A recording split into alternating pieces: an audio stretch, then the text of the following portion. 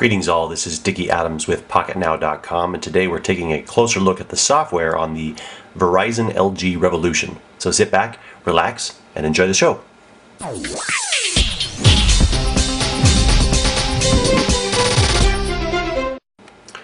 Starting from when you power up the device, you can see the Verizon slide to unlock configuration here.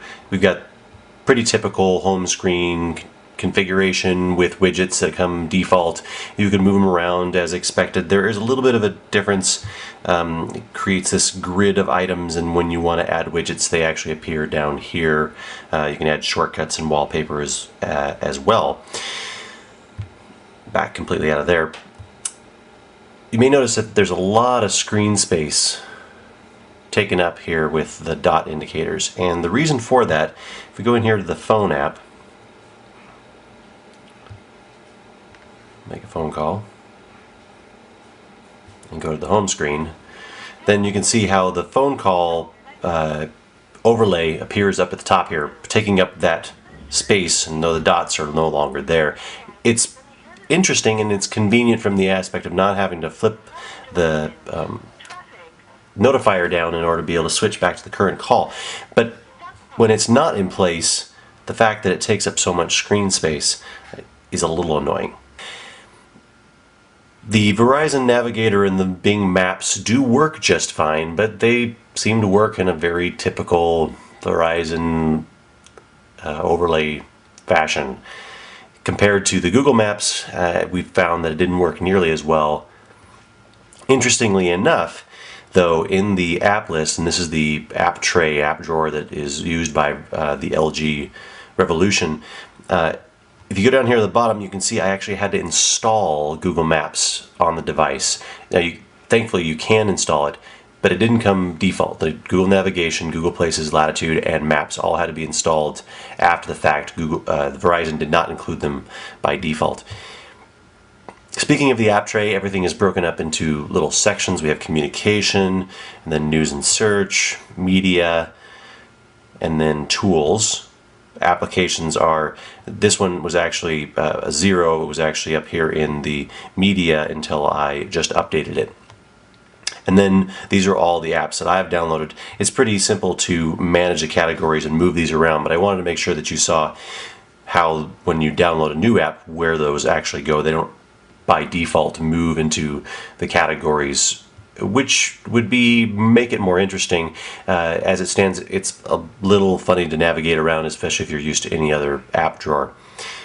This device is running Froyo. It's not running Gingerbread, which is a little bit of a disappointment considering it's a brand new device. And because of that, this skin here does have a tendency to lag.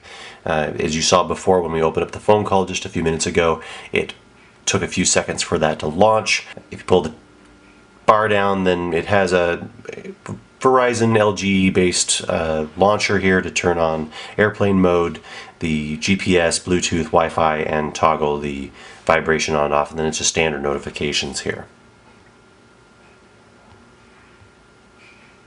As you can see, the scrolling is just fine. Has a tendency to snag up, unsurprisingly, using the default browser. Now I'm pressing the home button here. You can't see that, but it took a couple of taps for it to actually react. And this is a typical thing about this device. As we mentioned, the hardware, swiping and tapping sometimes doesn't react as it should, or as one would expect on the device. Messaging is about the same as expected. One of the problems I have with this Verizon-based phone is that the number of apps that are included on here that you can't get rid of that are not actually full apps. Let's Golf, Rock Band, Slacker, Rockabad, Blockbuster. You can't get rid of these even though they're on the device, and they aren't the full versions of these apps. The Let's Golf is a demo, Rock Band is a demo, and if you're going to put demos on the device, frankly, you should be able to delete them. Other items of note on this device are Polaris Office to view your Office apps, the TuneWiki that comes on it by default for looking for music and listening to streaming music, Amazon Kindle comes on default, Netflix comes on default. Now let's talk about Netflix for just a moment. Did some tests with this compared to the Galaxy S4G, and the Netflix, when streaming at the exact same time for the exact same account, exact same movie, the Netflix on this device would seem to stutter and act choppy, although the audio always stayed very clean and smooth, versus the Nexus S4G from Sprint, which the video was very smooth the entire time, no glitchiness on either audio or video. And as we mentioned in the hardware review, the screen didn't look nearly as good. Since we talked about speed tests last time, we didn't get a chance to really look at results because I wanted to make sure that we showed off some LTE speeds. This was up in Seattle here. When you see we got 10 and then 9, averaging about 10 across the board. If we move down here, this bottom section here was back in my home service area, about 1, and then in the basement here, 158. Of my office, 129, 151, some pretty miserable speeds in this area.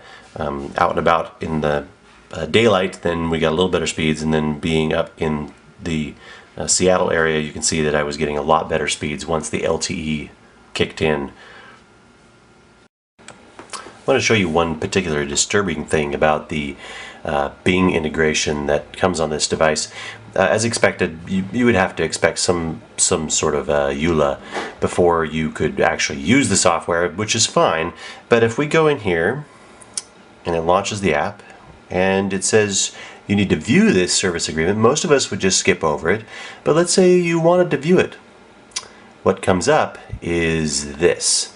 And if you say view on PC site, what you get is this again and again and again. So you can't actually view the service agreement that it's asking you to accept in order to be able to use Bing.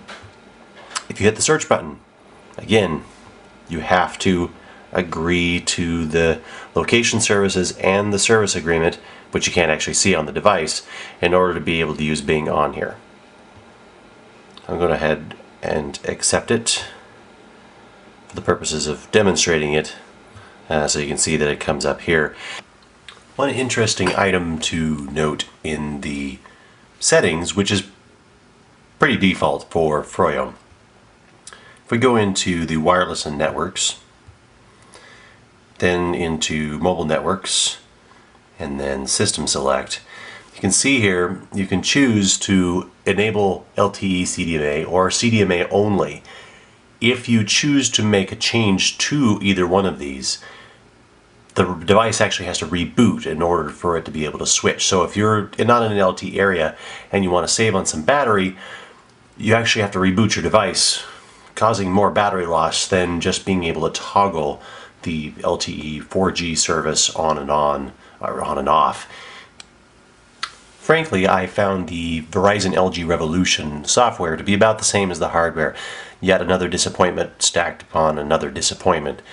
Even though there were some things that worked well, on the whole, it just doesn't seem to be a device that I would still recommend to people, especially at this price point that they're currently selling it for, at the time of this review anyway.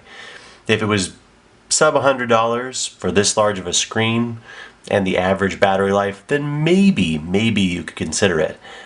But at the price they're wanting to ask for it right now, it just doesn't seem worth the disappointing color in the screen, the battery life only being up about 6 hours, the forced Bing, the X apps you can't remove, etc., etc., etc. That about wraps up our software review of the Verizon LG Revolution. If you have any questions that you would like to see addressed on the final review, drop us a note below. Thanks for watching.